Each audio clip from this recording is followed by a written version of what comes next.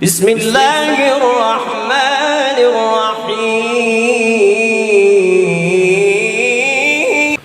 दुआ की कबूलियत के लिए कुछ असबाब, वसाइल और ज़राए हैं जिन्हें अल्लाह ताला ने कुरान पाक में इरशाद फरमाया है, वलिल्लाहिल अस्माउल हुस्ना फदउ बिहा।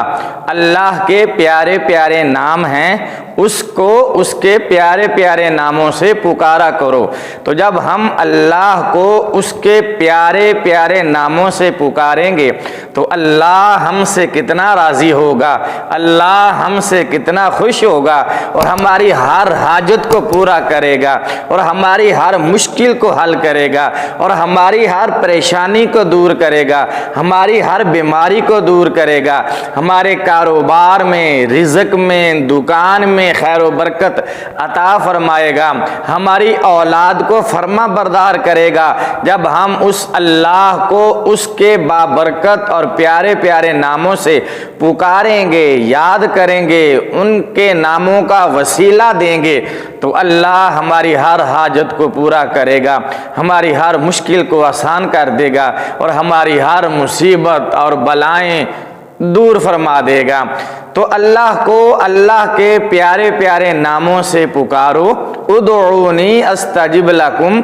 जब उसको उसके प्यारे प्यारे नामों से पुकारा जाता है, विर्द किया जाता है, वजीफ़ा किया जाता है, याद किया जाता है तो अल्लाह ताला गफूरुर रहीम है, बख्शने वाला बड़ा मेहरबान है। 70 माओं से ज़्यादा अल्लाह अपने बंदों से प्यार फरमाने वाला है।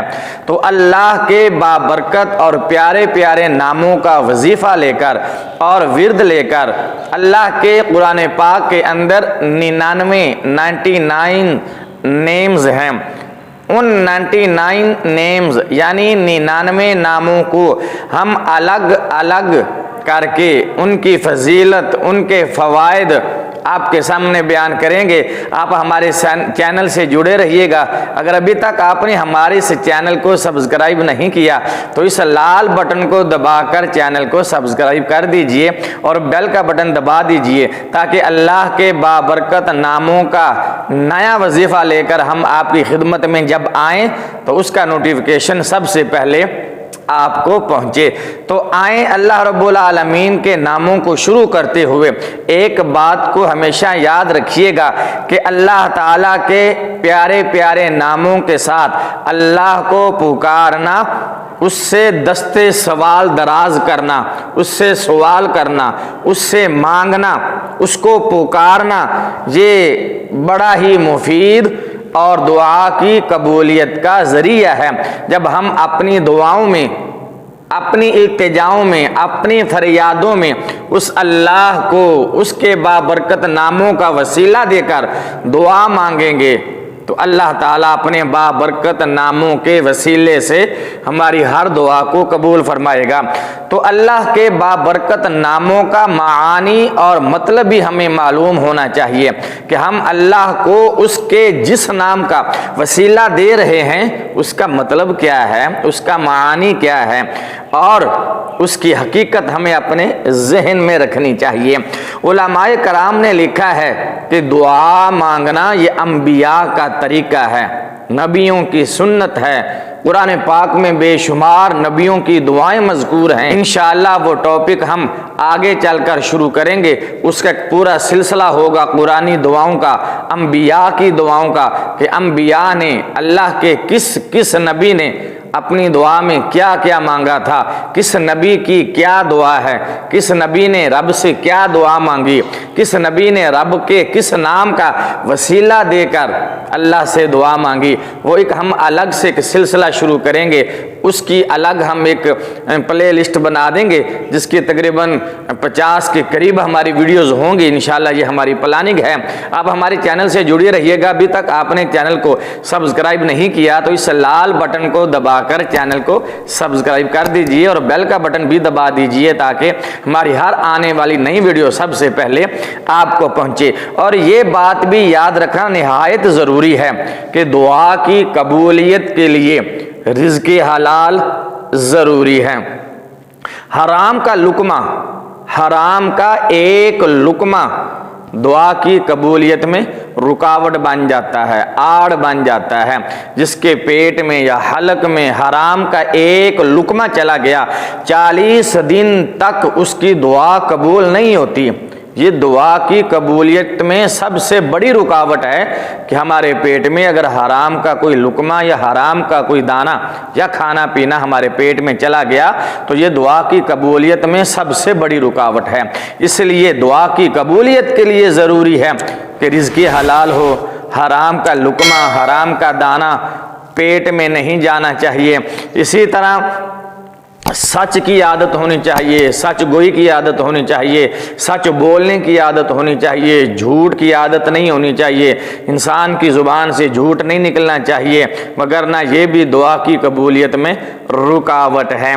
इसी तरह आजिज़ी, इनकिसारी, ये अल्लाह को बड़ी पसंद है। जो जितना आजिज़ होता है, जितना इनकिसार होता है, उसके सामने जो जितना झुक जाता है अल्लाह उसको उतना रंग लगा देता है, अल्लाह उसको उतना बुलंद कर देता है, उसका मकाम बुलंद कर देता है, उसको अल्लाह अपने करीब कर लेता है। जो अल्लाह के सामने जितना झुक जाता है, आजिज़ बन जाता है, इनकिसार बन जाता है। इसी तरह अल्लाह रब्बुल आलमीन की जो ख़ुसूसी सिफ़त है अस्माउल हुस्ना, उनके मानी को याद करें, उनके फ़वाइद को ज़हन में रखते हुए दुआ करें। और दुआ की कबूलियत के लिए अल्लाह ताला की हम्द व सना ज़रूरी है। और दुआ के शुरू में और दुआ के आखिर में अल्लाह रब्बुल आलमीन के प्यारे महबूब ताजदार मदीना हज़रत मोहम्मद मुस्तफ़ा सल्लल्लाहु अलैहि वसल्लम पर दुरूदो सलाम भेजना ज़रूरी है। कम अज़ कम दुआ शुरू करने से पहले 3 मरतबा और दुआ मुकम्मल करने से पहले 3 मरतबा हुज़ूर नबी पाक सल्लल्लाहु अलैहि वसल्लम पर दुरूदो सलाम ज़रूर भेजना चाहिए। इससे दुआ की कबूलियत की ज़्यादा उम्मीद होती है।